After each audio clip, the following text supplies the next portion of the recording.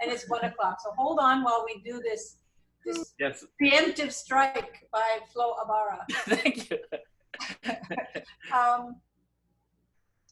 Then right now, we are looking at 6 foot distance. So make sure that your spaces will have configurations that will allow for 6 feet between students. And I think very early on, your lab was kind of looked at, but anyway, you can check again later, but we're going to be aiming for 6 feet distance. 6 feet in all directions. In all directions, 36 square feet per person. I mean, you can overlap those 6 feet. If I'm next to you, my 6 feet is equal to your 6 feet, so we don't need 12 feet between us, but you have to make sure. And Flo, that even means when the students enter the classroom and leave the classroom. So you have to figure out how to line people up to put the people go in the back first so that nobody's passing each other. So they always stay 6 feet away from each other. Thank you. Okay. That's right. Okay, so we're going to rewind. Hi, everybody. Glad to see you. It's Friday, and congratulations to all of the instructional faculty who have been able to button down the end of instruction for this semester.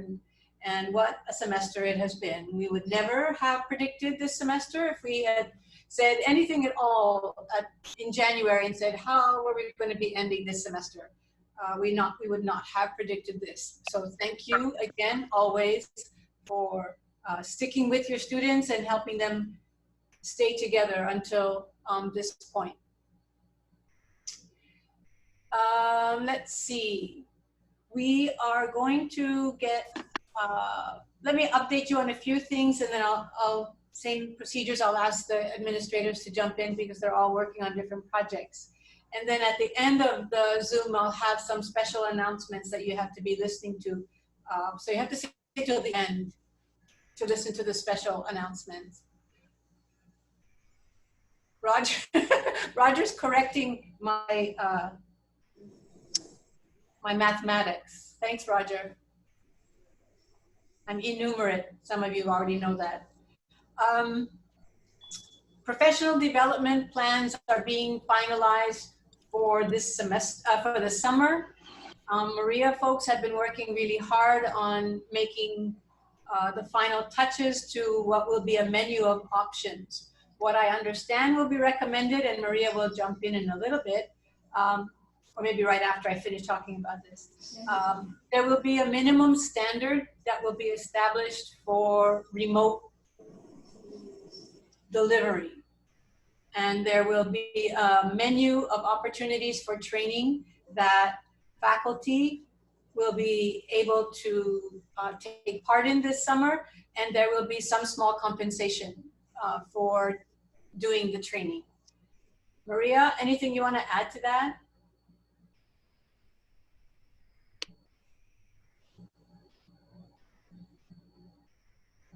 Okay, sorry. I could not unmute myself. Okay, because of the fact that what happened in spring, everybody was just forced into remote delivery. We would like the fall semester to be a lot better when it comes to remote delivery. So we are going to be asking the faculty who will be opting for an online class to do some professional development. And there's going to be, I will send out a list of things that would be available for the faculty. And definitely the top to go is our priority because it is on our campus. We know that it's good. We know that it's going to be, there's going to be a community of people helping around each other. So that would be the top thing, the top recommendation. And also learning how to use Laulima. There, you know, just so that it's more of professional development. I know that a lot of you have been using Laulima, but there are some little things in there that maybe you can still learn how to use to make your classes better. So those are the things that we've been discussing. There's a question about counselors. Yes, counselors will be invited Yeah. to participate if the trainings are relevant to them. And lecturers are invited, but they'll not be compensated for that summer programs. Okay, thank you, Maria. There are 2 surveys that will be going out very shortly, one for students and one for faculty. And this will be to get some feedback on their experiences this semester so that we could improve. We can learn from that and do better for the fall. So let me invite Maria, since you're close by. Any updates on the faculty survey, Maria? The faculty survey is going to come from the system, UHCC system. We've not looked into the questions yet, but I know that Dell is working on it, and we will be meeting soon to just look at them and see how, how we all think they will help for us to improve on the fall semester, learning what you all have experienced during this spring semester. The student survey is coming out today, I think. Noyao should be sending it out today. So it will be going to all the students, and it's gonna be collected by the system too. And the results for KCC is gonna be sent to Luis. Thanks, Maria. Noyao, anything you want to add about the survey? Oh yeah, the survey was sent out this morning to all KCC students, and then I'm getting an email that should be going out to all you shortly through some avenue, so you guys can actually go and take a look at that survey. So all the CCs are doing a survey for their students. So basically, I think the deadline to turn it in is going to be the 18th. So I sent it out today, and probably will send a reminder later in the week to the students. But I'll be sure that the campus also gets a copy of that. Thanks, Noyao. There's a question from Susan Inoue about, do we anticipate that the results of the survey would be used to determine how we spend the CARES money? I imagine that there will be, I hope, some connection to the survey results and the CARES funding. So to remind you, there's right now, I know of 3 pots of CARES money. CARES 1, which is strictly for the students, CARES 2, which can be for the students and be institutional, and CARES 3, which is institutional mostly, but also students. So right now, the president, as I said to you before, is convening system-wide working groups to look at how strategically to determine the funding and how it's used. So at this moment, we do not have the liberty or the authority to spend the money as we want to do it today. I'm hopeful that once the dust settles and the president has had his working groups figuring out what kinds of things and how should we organize ourselves to expend the funds, that we will be given that those parameters and that they will match the needs of the campus. We're also hoping that the president and the strategic directions that they set will allow us also to have campus-specific proportion of the funding that we might use, because each of the campuses has a little bit different set of resources, a little bit different set of programs, so that we could tailor some of it specifically to our institution. But right now, it is in the hands of the president. Well, it's not in his hands, but the planning for that is in his hands.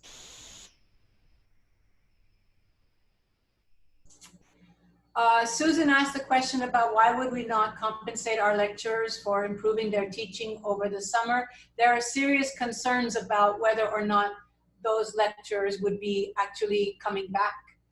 If we are in that place right now where we're 30% down in our enrollment, we will be losing lots of lecturer taught sections. So it is a question of that kind of an investment. Okay. We have been given the green light to reboot the spring 2020 classes that have heretofore been on pause. There are a subset of classes on our campus that could not continue after March 23rd, and they have been on pause, or some portions of the classes have been on pause. And so yesterday we were given the okay by the president to bring those spring 2020 students back to complete those courses. We need to be very mindful of what that means from a facilities point of view, what that means from student services point of view, from an instructional point of view, and the faculty in those classes have been working very hard to get everything ready to make sure that they can go forward. So we are being encouraged to pick those students up again and proceed to complete those courses for spring 2020.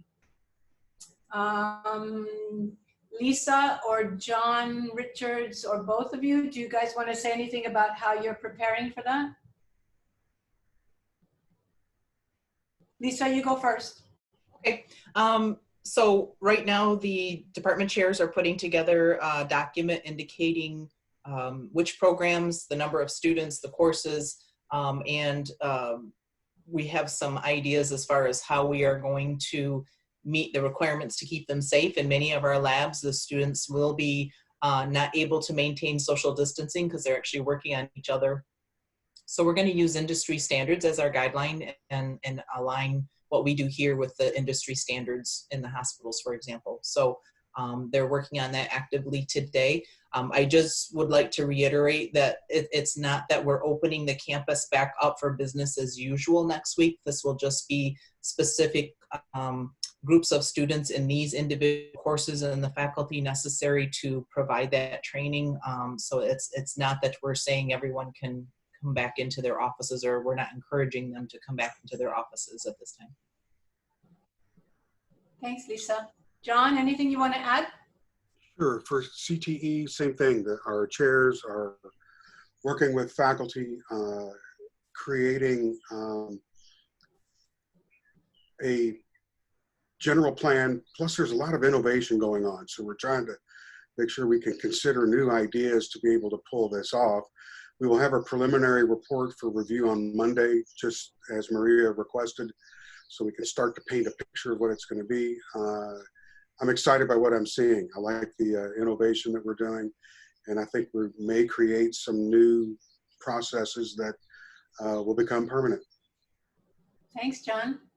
There's a question from Pat Gilbert about when do we make decisions about lecturer hire, rehire, continue, terminate. Lecturers are not terminated. Lecturers are either hired or rehired.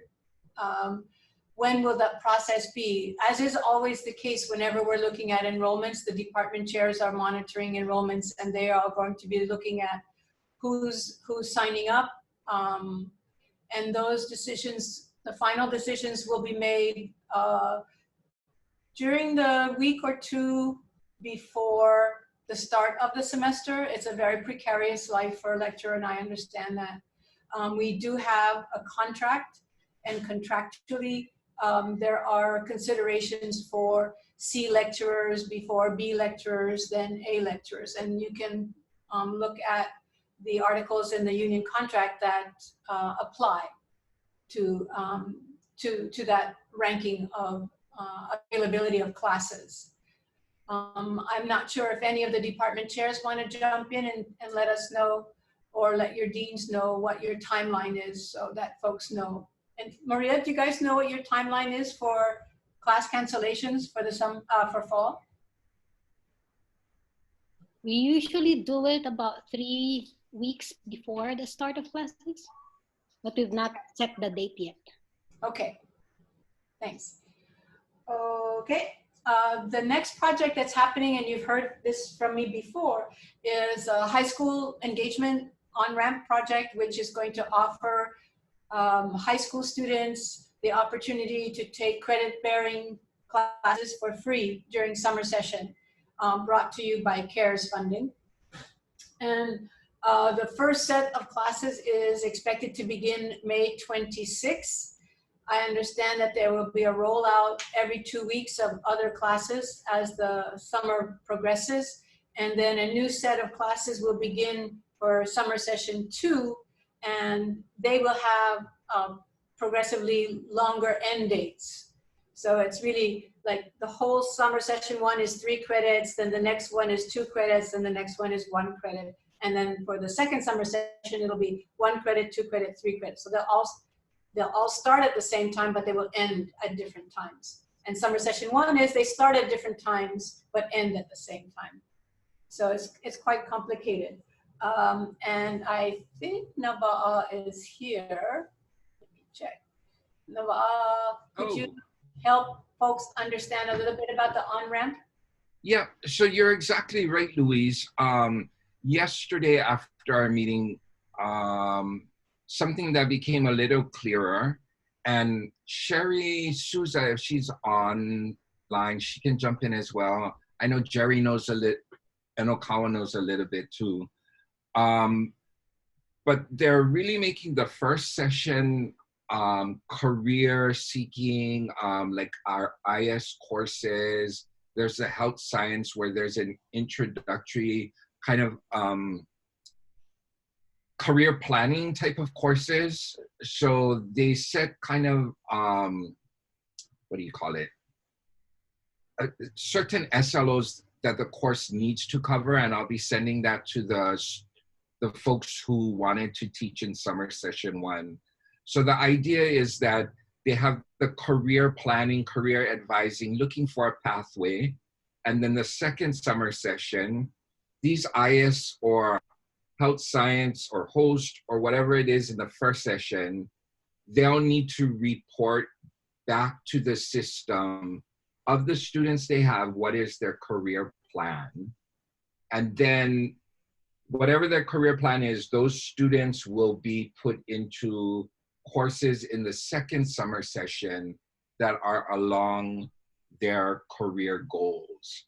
So I think right now, the courses we have, I'm really happy, and I wanted to thank everybody who's been working with me as it's moving really fast, and people are getting a little frustrated as well as myself, but thanks to everybody. But I know we're the only one who has any type of law class. So I think Susan Jaworski is teaching Law 101, Hawaii State Law. We're the only ones that have host courses. I think maybe one other campus has host.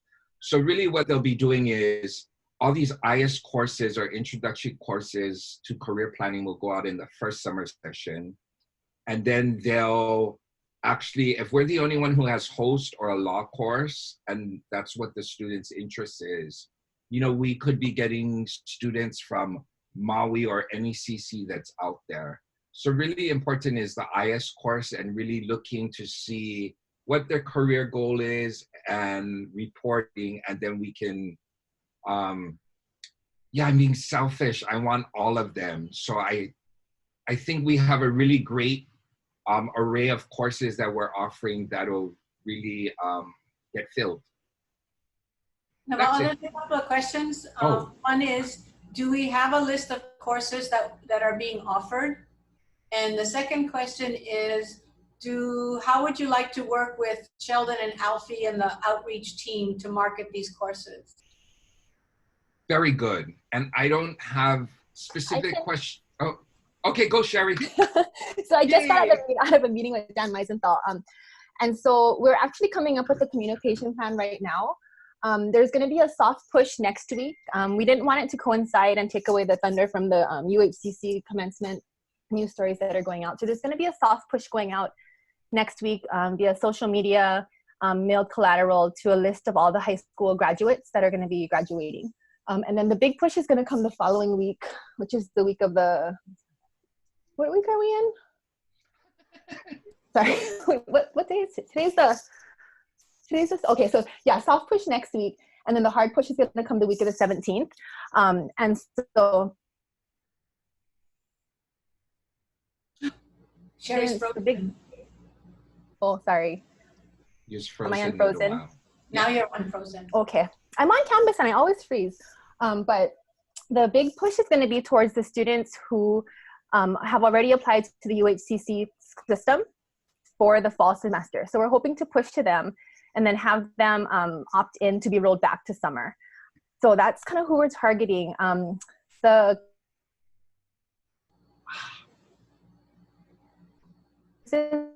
we haven't gotten that far yet. Literally, am I freezing? I'm gonna turn my video off. Maybe that'll help. So we're working with people on the different campuses, and we're gonna be printing out collateral for the different campuses to give to the high schools and to give out. But we just met, like we literally just finished the meeting, so we don't have that yet. The question about the free summer, yeah, so they're only for graduating high school seniors. So there's about 10,000 something on a list that we have. We're hoping to get about 5,000 of them onto the campuses for the summer. Once a student signs up, they're gonna opt in through STAR.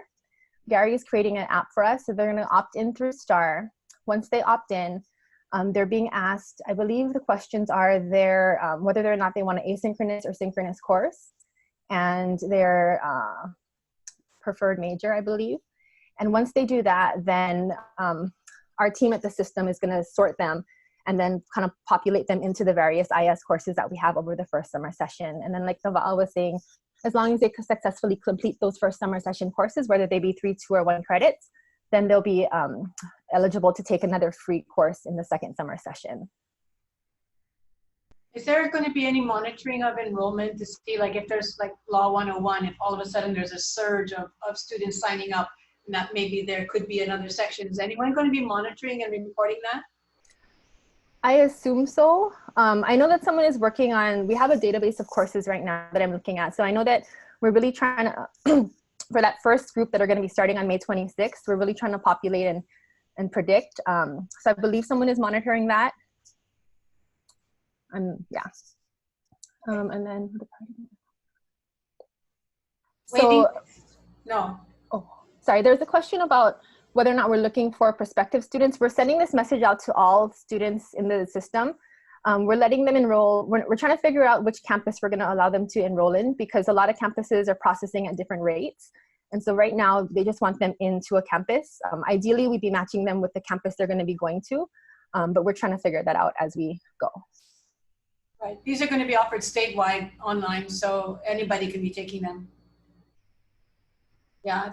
You guys who are involved in this project, Tammy Oyadamari Chan has been telling me, or telling the chancellors every day, what a great group you are, and how much you're helpful and moving everything at such a fast pace. So thanks to Jerry and Sherry and Naba'a for being in touch with everybody else, and for all of the faculty and the department chairs who sprang to life and let's get something going here. So I really do appreciate it.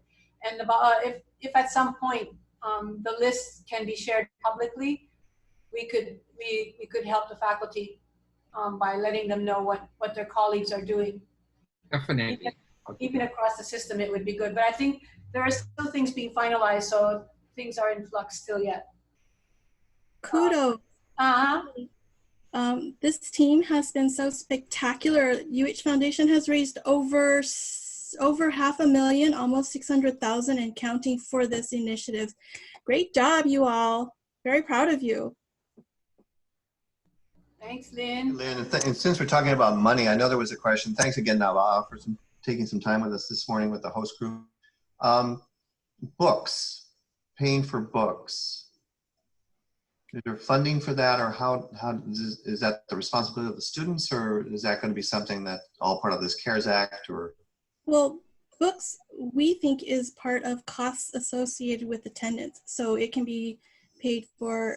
Well, Brandon will have to say for sure about the CARES Act or not, but the Urgent Student Relief Fund, yes. Scholarship funding, yes. And if your department has its own enrichment fund, advancement fund, that can be used too. And I know that KCC has a simple student aid fund that could also be used for books. All costs associated with attendance we're good with. Cool, good. Not sure that those students would be eligible though, Lynn, since they may not be KCC enrolled yet? Right. Oh, you mean the students onward in this program? So long as they're enrolled, we can help them from our own campus funds if we want to. Yeah, it's just a question of they're not being enrolled just yet. Some of them may be. There's apparently 2,000 of the high school seniors who are already enrolled on some campus or another, but we can't be sure that our students will be registering for our courses. Could be anybody from anywhere. But Nava'a folks, is there any discussion about, it's free tuition, so they don't have to pay tuition. Is there any conversations about books and who might buy the books? Yes, so we are encouraging faculty oh, you want to go, Nava'a? Go. No, Sherry, you go. We're encouraging faculty to use free books or the rental one through the bookstore. We also have a UH bookstore credit. So we are hoping to encourage either the free textbooks or really low cost, or be able to provide scholarships for that. Accessibility was another issue that we're trying to figure out. Can we provide hotspots, or can we do laptop rentals? But again, it's hard because just because a student is taking classes through Kapiolani, it doesn't mean that they're a home campus student. So we're trying to figure out all of those things as we move along. Right, and I know the foundation, and Lynn has just posted that they're looking to get scholarships for the students on top of the free class, so that they would be able to have some incentive for taking the class, and they would have money for books if there were books required. Thank you, Lynn, for reminding us. Any other questions about on-ramping? I do have another one. I know, I guess, who's the best person? I know you guys are trying to sell this, or somebody's trying to sell this. Let me back up a second. This morning when we were discussing with Nava'a, we got a better understanding of what this first summer session was all about, this course in career prep, which should lead or could lead to a pathway. So we had talked about what type of promotional items can we provide, to the folks that are doing those IS, for instance, those IS courses. So we've talked about that. But what else can we provide at this time? Because if, we talk about the soft sell and the hard sell, or soft push, hard push.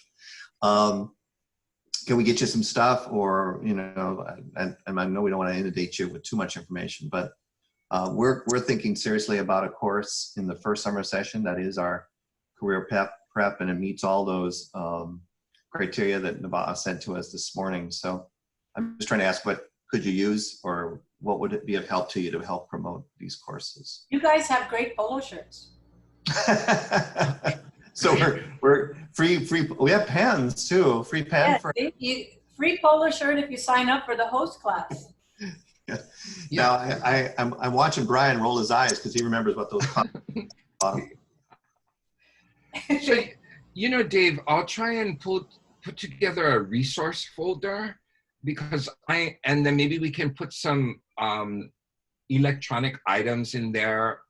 I think once summer session starts going, or even as some people are resurrecting and putting together an IELTS course, sometimes if a campus doesn't do culinary, or they don't do hospitality, I think all the IS folks, they're all on board on getting our students going to wherever their career goal is. So even if, we get a student in IS 108 who wants to major in welding, and that's where they figured out what they want to do, we want to make sure we have some kind of material so we can send them to Honolulu or wherever the welding is. So I think if we have some kind of a resource place, and then I can share it with other campuses. So, in the event they get stuck, and maybe for one day they might need a guest speaker to talk about hospitality or health science because they don't have it, then we can recommend somebody from our campus to, just pop in one day via Zoom and talk to the students. I think that would help. Dave, I think if you have, or anyone who's teaching the courses, I believe Summer is going to be reaching out to everyone, or maybe through Nava'a, just for a brief course description and a bio for the faculty. We're trying to make it as engaging as possible because we're not able to physically meet with the students. So collateral polo shirts would be awesome, but we're not meeting with them. I am. I can wear all your swag. Polo shirts, Dave. Come on. But I'm going to be doing information sessions. And so if you just want to send me just short clips or just information about your programs, I don't know what these information sessions are entailing. I just got signed up for them half an hour ago. But, you know, the more information that I have to sell it, I think the better. So just, again, just really briefly, you know, highlights of your class, your program, what makes it different. And then if you guys could submit those, you know, when they are requested, instructor bios, just to create that sense of engagement with the students. I mean, even though we're obviously trying to get them into a course like Host 100 or Host 101, I mean, the whole idea is to get them into our program over the next few years. So Yep. Are we selling first those courses? But yeah, you know, the whole program. Yeah, exactly. Yeah, especially because, you know, we are concerned that with the current situation of our industry, that people are going to be scared away from our industry. You know, they don't sense there's going to be any jobs, and Right.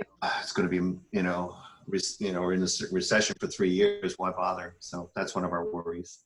Yeah, valid too. Thank you, guys. And no, again, Nabaa, thank you so much for taking the time this morning to visit with us. It meant a No lot to worries. us. Thanks, Thank you. everybody. Thanks, Sherry, Jerry, everybody. Awesome. Great. Okay, we're going to change topics. So if you have a last minute question about the on-ramp for high school seniors, now is a good time to ask or say.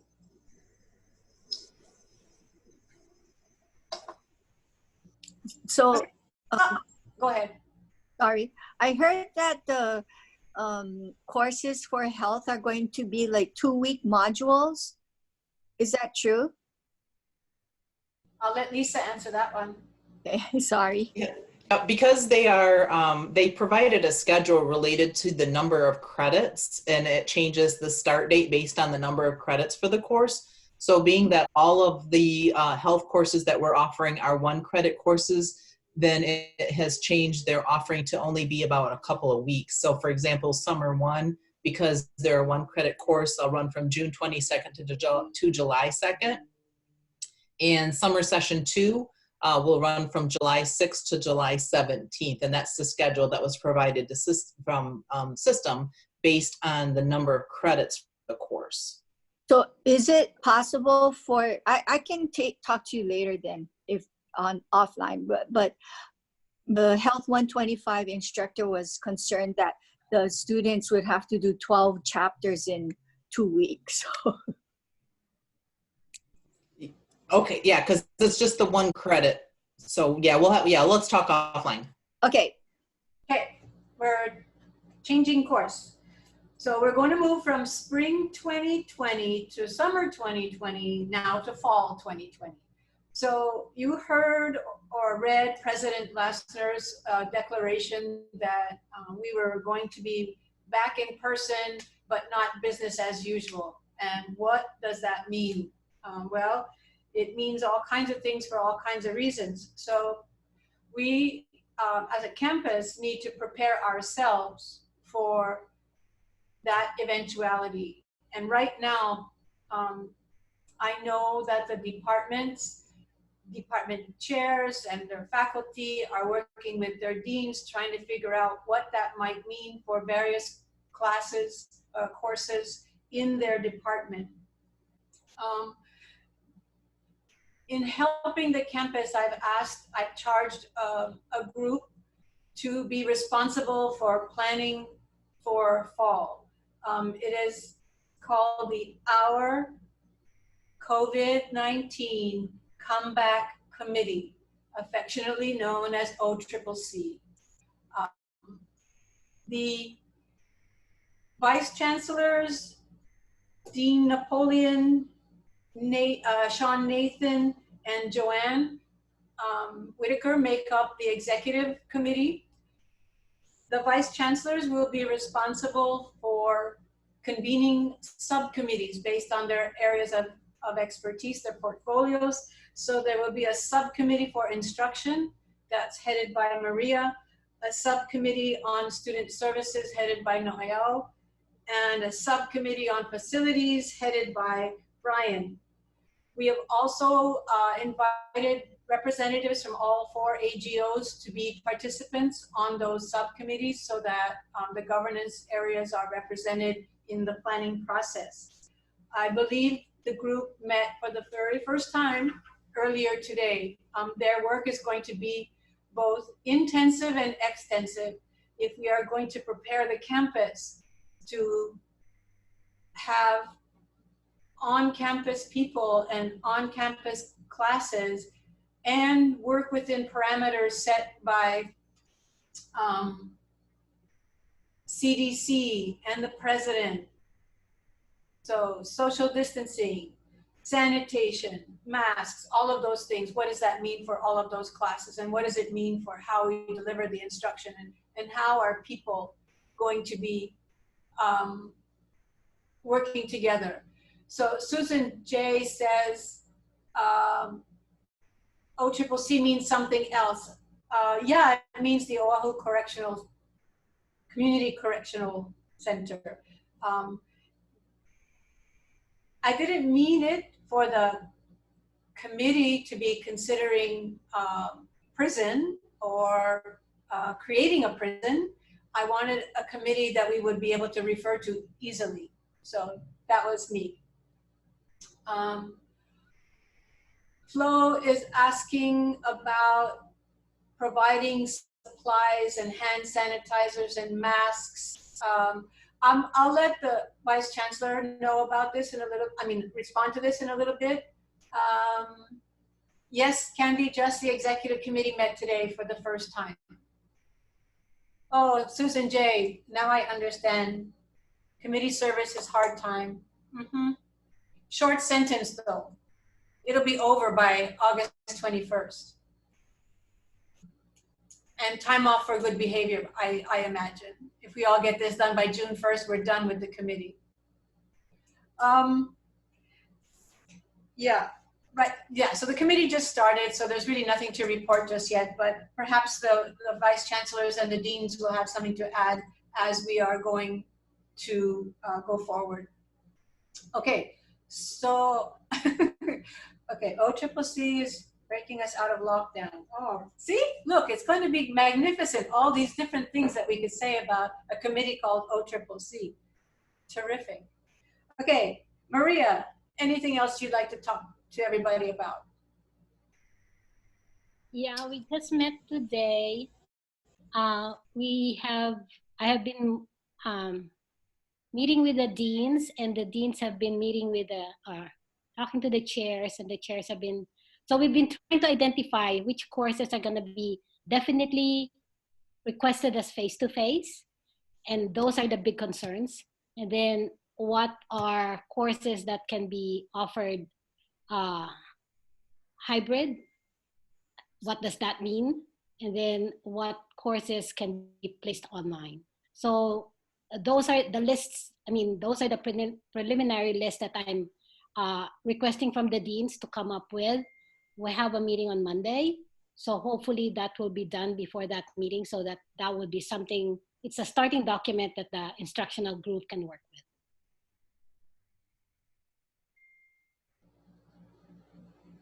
Other questions? Maria, there's a question about the testing center. Amy says online with testing center is so much better than online with no testing center. Any chance of testing center? Of course, I don't know what that means, Amy. Amy, if you're... I think she's asking if whether the testing center is going to be open for online classes. Yes, because it's really hard for certain disciplines like mathematics to not have access to the testing center and feel like they can offer a class with integrity. It's going to be very difficult because our testing center is not that big. So if there's only so many people or so many students that they can take at one time. Yeah, and, just that comment. Following all the requirements for space, social distancing and all that. That's gonna be, it's a big, it's being discussed, but I don't see any time that we can actually open or make it available. What we're trying to do now is just doing AccuPlacer via Zoom. So that too is going to be very limited because we only have a few students who are available or have like approval to be able to proctor these kinds of exams. So I think the maximum that we can only do for even the Zoom is only 20 per week. So I don't see how we can do that. Annie? Annie, are you online? Yeah, hi Maria. Yeah. Yeah, the testing center right now is focusing on placement, AccuPlacer via Zoom, and one of the issues is just the number of proctors and how much they can manage to proctor online. So it's tricky because capacity is still limited. And if then we added on academic testing, I don't think every course or faculty who wanted to do online proctor testing would be able to, we wouldn't be able to find a spot for every student. So it's kind of a tricky balance. I think if we go into the fall semester and we're asking folks to be going online, we're going to have to really think very hard about testing and how best to support that. So there may be a need to have a separate conversation with everybody who has a real compassionate, passionate interest in testing center to sit down and try to work things out in ways that we can manage. So we need to be thinking and let's put that something that we need to get together to talk about maybe sometime after summer session gets started. There are lots of questions about testing, Maria, so I'm sure Annie and you guys are watching this. Yeah, okay. Okay, anything else, Maria? Oh, that's it. I mean, yes, Candy was saying that the faculty or the instructor would be the best to recommend how they're individual. Yes, your department chair should be talking to the faculty and figuring out how best to offer the class in the fall semester. Yeah. That's what we're asking for. Yeah, I'm not making those decisions, just so you know. No. Okay. Noel. Sorry, yeah. Two quick things, just to get everybody on the same page with urgent student relief and CARES. I'm going to share my screen, but basically, the website that we provided should take you here to the UH Community College CARES page. Basically, if you are recommending students to either source, use this page because what they can do is first try to apply for CARES, which is done through here in this application. And basically it'll say yes or no if you qualify. If you qualify, you fill out a short survey and then you get an email shortly that says you got $200. If you don't qualify, it directs you to the UH Urgent Student Relief Funds, and these are the monies that are donated by UH foundations. So if a student doesn't qualify for CARES, they will qualify for Urgent Student Relief. So use that webpage as the easiest way to navigate your students to getting these resources. The other thing that you guys should be getting shortly is the credit, no credit option via STAR is now live. So what I'm attaching is screenshots of what your students will see. I think Mickey from FYE is also working on another document, our PowerPoint document that will go to our students and will also be on our website. But for faculty, once you put in your grades or assign your grades, so if you notice here, this the grade was assigned a C in Chem 462, the student can go into STAR and then request the credit or no credit option. So this is how it's going to look on the back end. So once you submit your final grade for this student, whether it's this week or next week, this option will then be available. They will not have this option until a grade is submitted. Okay. The other thing that students will see is this is overall all the classes they're taking. They'll know your grade is assigned because they'll see it here. So as you notice, the course in the middle has a grade of a C, the rest don't have a grade yet. So thank you to Susan Pope and Jerry who miraculously got this done in record speed time. so that students will have these options. For faculty, just so you guys know, the expectation is that students will be able to go into the STAR system on May 20th after 4 p.m.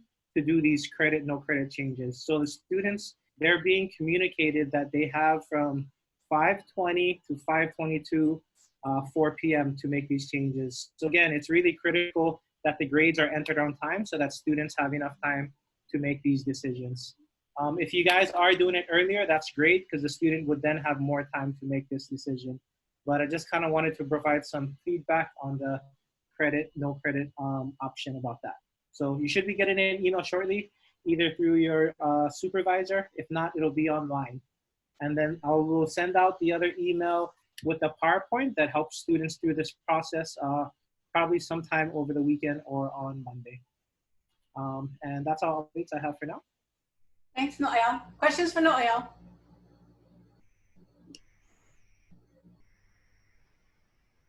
Okay, Brian. Hi, everyone. I just wanted to, since we were talking about it earlier, just to follow up to the COVID comeback committee. We've affectionately dropped the O, so it's no triple C anymore. It's just triple C. All right. It keeps you healthy. If you get enough C, you stay healthy. One of the things we did was we today was our first meeting, and we added a fourth committee, and that's the Employee Safety Committee. What we felt was a lot of the committees were student focused, and we have a concern to get our employees back in a safe and healthy way. So Joanne is going to be chairing that committee. The space survey, which was a big part of this whole effort to figure out how we're going to fit the pieces of the puzzle, which are the classes, into the puzzle itself, which is the constraints of our facilities, was completed on Thursday. That was just for the classrooms and the labs. So what was done was pure measurements, which is square footage of the room, usable square footage of the room, what type of furniture is in the room, and then also photos of the room, because sometimes those photos tell 1,000 words. So that is a big piece of what's happening. Our goal we're meeting again on Monday, and our goal by Monday is to just basically upload, identify what it is that we're working with, what all the different parameters are that we have to abide by besides social distancing, and things of that nature. So if there's any further questions, any one of us can ask, but I think Louise already gave that period. If you have any questions, just email them to us and we'll be happy to help out. Either me or the other two vice chancellors or Joanne and Nava'a. Lot C parking lot construction will begin on Monday. That's not going to cause any issue to the campus because Lot C is already closed. I did send out an email to the campus right before this meeting started. I have a revision to that email, which I'll be sending out afterward. But basically, that construction project is not going to cause any problem for the campus at this point in time. On a final note, this is good news. I always tend to have some bad news, so I want to share some good news with you folks. There's silver linings in all of this. I asked the business office to run comparisons for our utilities over the past 3 years. So this is just electricity. These are big numbers, but I'll try to read them slowly here. So FY18, this is spring 2018, sorry, so 2 years ago. We used 2 million kilowatt hours in the month of April. I'm sorry, in the month of January, February, March, and April. We used 2 million kilowatt hours and spent $523,000 just over that 4-month period. Last year, it shrank a bit. It went from 2 million to 1.7 million kilowatt hours, and our bill was $470,000. This past spring, or this past, currently, January, February, March, and April, we used 1.5 million kilowatt hours. So we were down 200,000 kilowatt hours, and our bill went down approximately from last year, $30,000. Now, it does not sound like much, but our kilowatt rate hours went a little bit higher this year. So that's why there's not as much savings. Percentage-wise, if you like percentages, I'll say that with regard to our bill itself monetarily, from 2 years ago, we're down 39%. And from last year, we're down 32%. In terms of our usage, this year compared to 2018, over that 4-month period, we're down 46%. And compared to last year, we're down 35%. So there is some silver lining in all of this. This goes a long way toward helping us, meet budget. And that is my report, unless you guys have any questions. And Dave, thanks for bringing up the polo shirts. Now everybody's going to want to buy polo shirts. Don't do it. I just have one quick question about the new committee. I was just asking Louise there on the side about the subcommittees and when they'll start to convene. But probably more importantly is I'm trying to make sure that you have somebody from Senate on these committees. And I want to know if it's better, because this sounds like a workload and it's summer. Is it better to have one person on all of the 4 subcommittees or one person for each subcommittee? I would think ideally you would want to have different people on those committees, because we don't even know if they're going to be meeting at the same time. And that would be a lot of work for one person. These are going to be fairly intense. I just wanted to clarify. So thanks so much. Okay. Going to the deans now. Lisa, anything else you want to add?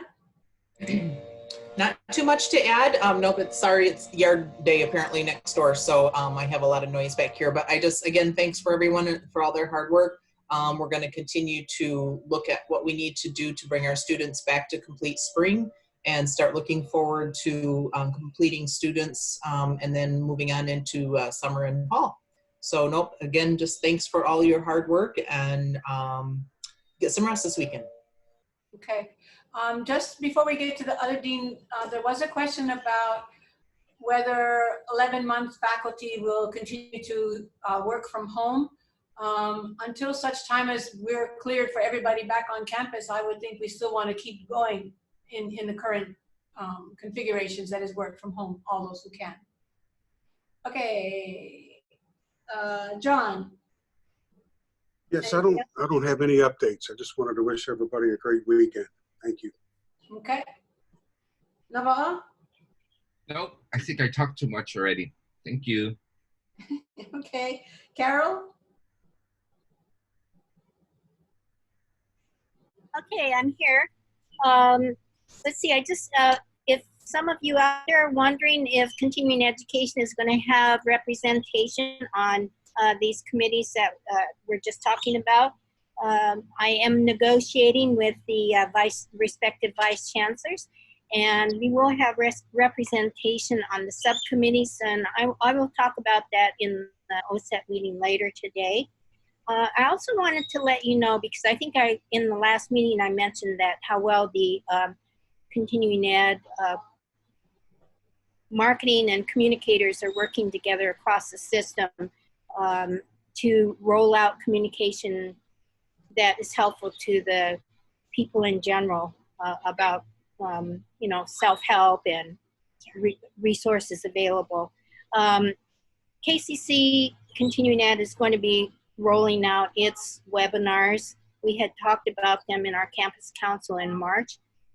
So we're going to roll those out, and what they are is a community service, but they're also kind of a marketing hook to get people to come to the campus. As a result of our newsletter, we have 1,000 more people added to our continuing ed database. So, that whole communication strategy has been working quite well. Sorry, that was one of my birds again. And I think that's all. So everyone, please have a good weekend. Thanks, Carol. Let's see. Joanne. Yes, now that we have a 4th subcommittee, if the AGOs want to, I'll be emailing you, but if you want to add a representative on this group, it's good too. Thank you so much. Joanne, CE be able to put someone on that? Sure. Absolutely. I'll email you too.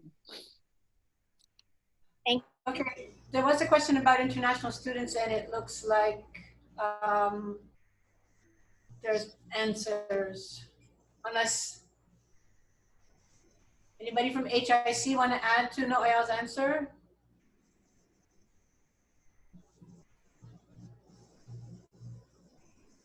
Hearing none, we're okay. All right, that's it for the reports. Anybody? We have 4 minutes left, lots of time. Louise? Hello? Louise? Yes, Mr. I do. Davis? I have a very, very important item for everybody. Are you taking on Takahashi's place? I need to change. Yeah, I know everybody's ready to leave, and I have a time, about a half an hour. But I just wanted to say I was very, very hurt that nobody really took my hamster ball idea seriously the other day as far as social distancing. So I went and I did some more research. And for those of you that may be of my age, I went back to one of my favorite shows as a child. It was called Get Smart. And they used to use this thing called, I don't know if you can all see it, they used to use this thing called a cone of silence. I don't know if you can tell, but they both are sitting in a bubble. That's Maxwell Smart and the Chief. I'm trying to get out of the way here. But right. The shtick was they could never hear each other. So while they were supposed to have this private conversation, they were yelling at each other. It was very, very funny. So I would like to propose that as a part of our social distancing. Good. Susan Inoue, are you on the call? If you are, could you show people what COVID couture looks like? Okay. Uh-oh. I would be happy to do that. Hold on a sec.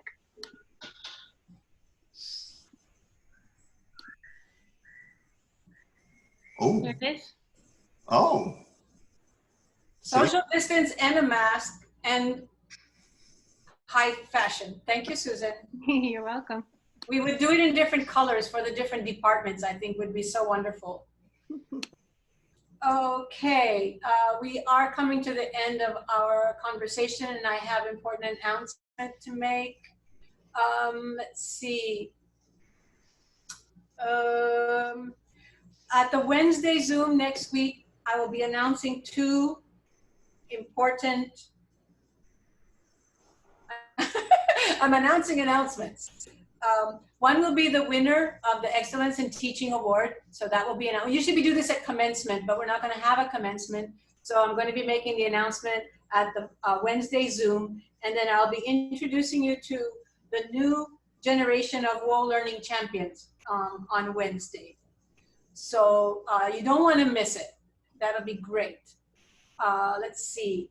I guess we're done. Just before leaving, what? Flo has a question he's asked 3 times, so maybe what's the fourth time, Flo? What question do you have? Go ahead.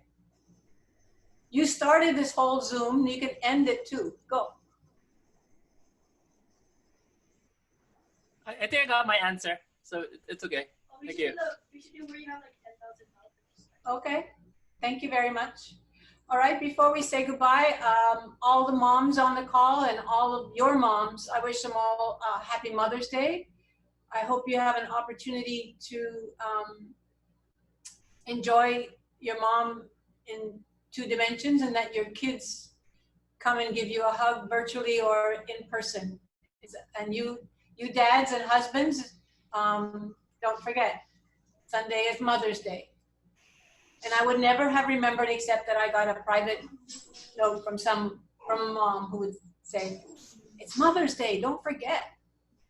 I would have forgotten. Happy Mother's Day to all the moms and all your moms. And have a wonderful weekend.